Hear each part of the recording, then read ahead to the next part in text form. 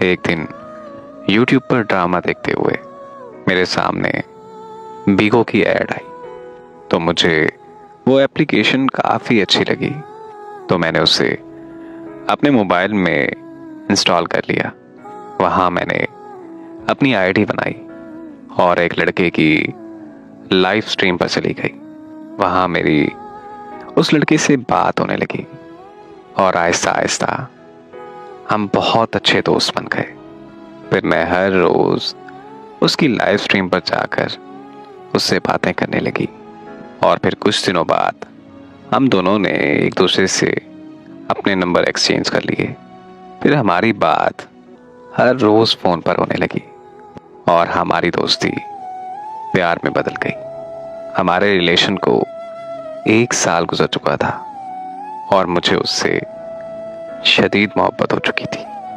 मेरे लिए वो मेरा सब कुछ बन चुका था। वो मुझसे मिलने के लिए मेरी यूनिवर्सिटी भी आने जाने लगा और मैंने उससे अपनी सारी दोस्तों के साथ मिलवाया। और फिर 1 साल बाद वही हुआ जो आजकल की मोहब्बतों के साथ होता है। वो मुझसे जिस्मानी ताल्लुक की डिमांड करने लगा, लेकिन मुझे अपने घर वालों की इज्जत बहुत अजीज थी, तो मैंने उसे साफ साफ इनकार कर दिया और उसे समझाया कि ये सब शादी से पहले नामुमकिन है और ना ही मैं तुम्हें कुछ ऐसा करने दूंगी।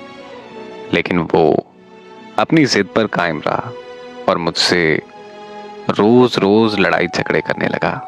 जब मैं नहीं मानी तो उसने मुझसे बात करना बंद कर दी और फिर कुछ दिनों बाद मुझे पता चला कि उसने मेरी बेस्ट फ्रेंड से रिलेशन बना लिया है, क्योंकि उसकी जो डिमांड मैं पूरी नहीं कर सकी वो मेरी बेस्ट फ्रेंड पूरी करने लगी।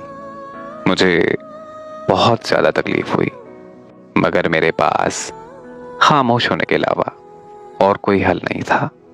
जिससे मैंने मोहब्बत की वो जिस्मों का तलबगार निकला और जिसे मैंने अपनी बेस्ट फ्रेंड माना वो जस्ट मेरी फ्रेंड भी ना बन सकी।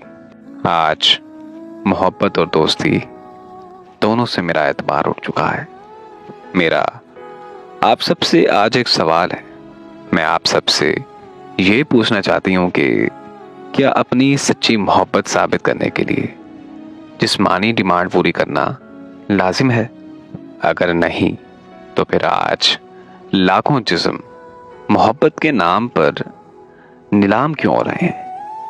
मैं आज आप सबसे यही कहूंगी कि जिंदगी में भले ही जितनी मोहब्बत कर लेना, लेकिन कभी इज्जत का सौदा मत करना।